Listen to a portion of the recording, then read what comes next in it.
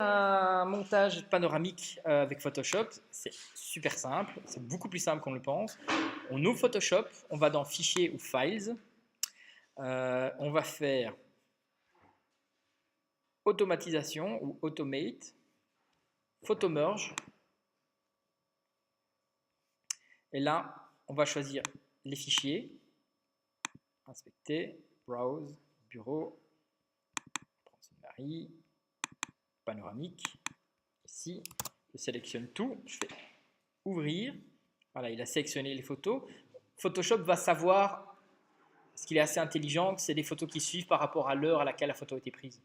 Donc si jamais il va sentir qu'on a fait 7 photos dans la même minute, dans les 2 minutes, et qu'il y a un décalage de 10 minutes entre une série de photos suivantes, il va savoir par exemple que c'est un autre panoramique.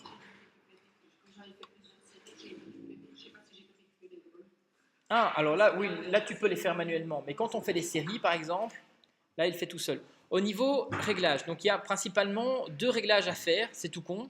C'est le layout, donc la mise en page, automatique, perspective, cylindrique, sphérical, collar et compagnie. 99 fois sur 10, on utilise l'automatique qui marche super bien. La perspective est utilisée dans certains cas de figure, ça dépend si on a utilisé vraiment une très très grand angle par exemple. Très important à faire, c'est Blend Image Together, c'est la fusion des teintes.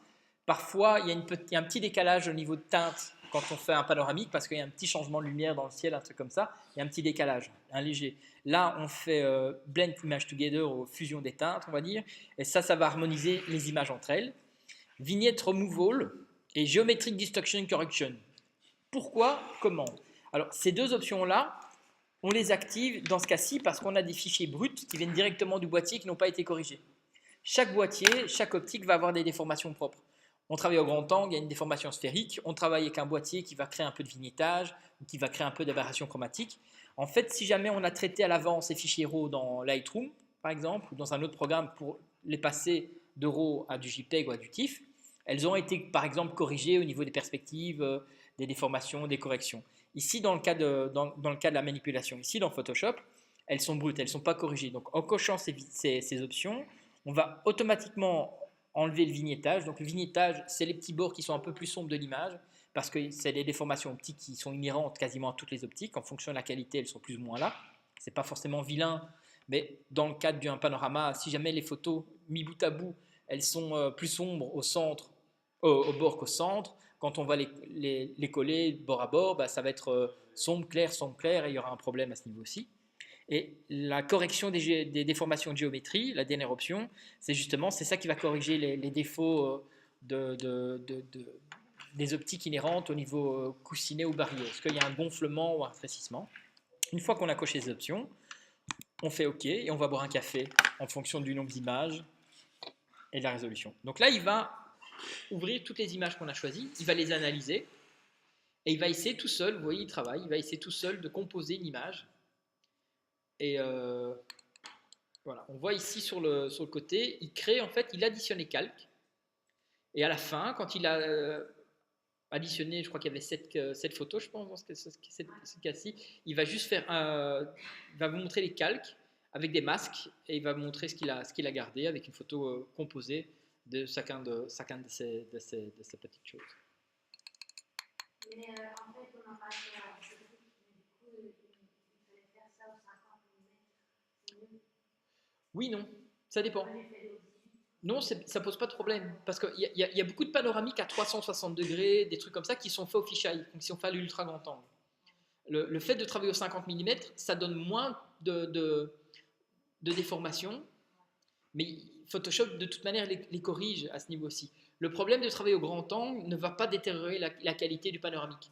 Le problème de travailler au grand angle, c'est que si ton point de vue par rapport à tes perspectives change parce que tu es mal centré, là tu vas avoir des problèmes pour faire ton collage.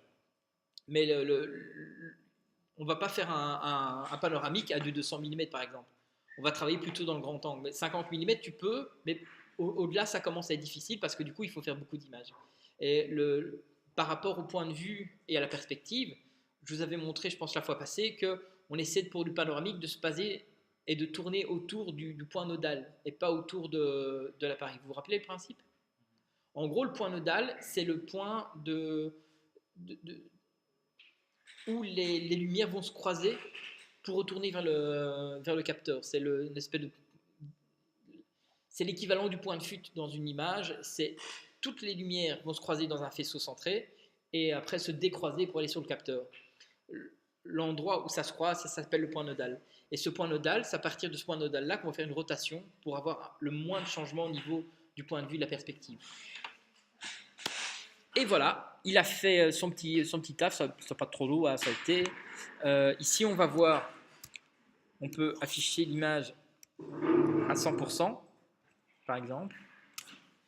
Et on va voir, il a créé évidemment des zones un peu abruptes qu'on peut corriger soi-même à ce niveau aussi. Mais on voit dans la ligne, ici on prend comme référence la ligne du canal, il s'en sort quand même plutôt bien à ce niveau-ci.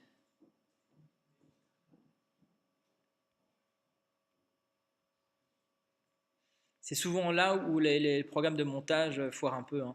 C'est souvent les zones, les lignes verticales et horizontales, et si on voit là où ça marche ou pas. Mais globalement, c'est tout à fait correct. Ça veut dire que la perspective et le point de vue étaient respectés dans ce niveau aussi. Donc ça, c'est pas mal. Si on regarde l'image dans son ensemble,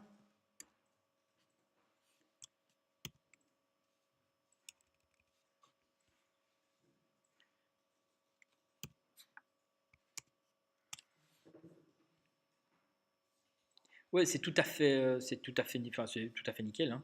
Tout à fait nickel. Maintenant, à partir du moment où on a cette image-là de base, après dans Photoshop, on pourrait très bien travailler dessus pour essayer d'en faire ressortir un petit peu de peps, parce qu'elle fait un petit peu chantier industriel à Charleroi. C'était où?